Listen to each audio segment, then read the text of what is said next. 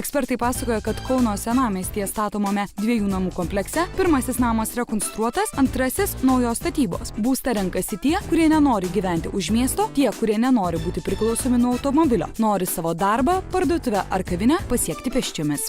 Kaip žinome, senamiestyje nėra daug žemės, nėra daug plotų, kur galima statyti, todėl tokių kvartaliukų kaip ir neišeina didelių statyti, tai dažniausiai būna statomas vienas projektas, kuriuose, kaip taisyklė, dominuoja mažesnės kvadratūros butai. Čia ir yra suprojektuoti nedideli butukai šiame name, kurie yra 2-3 kambarių maksimum. Nėra didelės kvadratūros, maždaug apie nuo 45 iki 60 kvadratinių metrų. Namų viduje atlikta dalinė apdaila. Butų sienos tinkuotos, glaistytos, išvedžiota elektra, laidai signalizacijai, galima įsirengti židinį ar nedidelę antresolę. Pro langą atsiveria senamiesčio vaizdai, o naujai statomame name atsiras galimybė miestu pasidžiaugti ir išėjus į balkoną. Kadangi šitas namas buvo rekonstruotas naujai ir paveldas neleido daryti balkonų kažkokių, tai sakykime šitam terasų kažkokių nėra.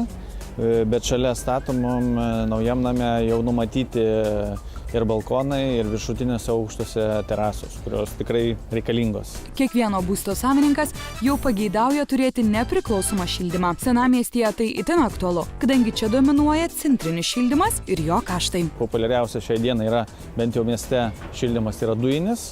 Tai šitam name rekonstruotam ir naujam statoma yra suprojektuoti dujiniai katilai, kurie norui esant, kada norim atsisukam šildymą, kiek norim jo turime, išvažiuojam atostogų žiemą, galim prisukti. Net ir tiems, kurie jau turi gyvenamąjį būstą, vertėtų atkreipti dėmesį į nekilnojamąjį turtą senamiestyje. Tai, pasak ekspertų, puikia investicija. Taip pat investicinių požiūrių žiūrint, toks nekilnojamas turtas yra labai populiarus, dėl to, kad tokį būstą centre, senamiestyje, didžiuosiuose miestuose galima išnuomoti be vargo ir už pakankamai padorią sumą. Tokius butus miesto centre įsigiję žmonės, juos susitvarkę, dažniausiai nuomoja iš užsienio atvykusiems svečiams ar laikinai mieste dirbančiam asmeniui. Taip pat šiuos butus mielai renkasi jaunos šeimos ar vyresnio amžiaus žmonės.